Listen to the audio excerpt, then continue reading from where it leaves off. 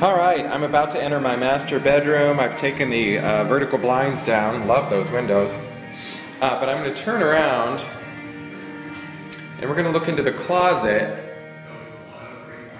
because in there are the 20, 40, 60, 80 screws and nails that were randomly in the walls and the woodwork from the tenants before. I'm coming up on them now. They're on a shelf in the closet. Here we are. Groups of 20, 40, 60, 80 screws and nails, and 2 needles, 2 sewing needles, Lord knows, and 2 cents. That must be the security deposit. They didn't get it back.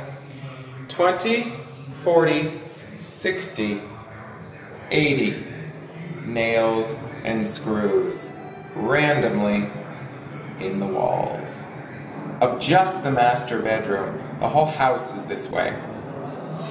So here I go, room by room, bird by bird, as they say. Okay, toodles.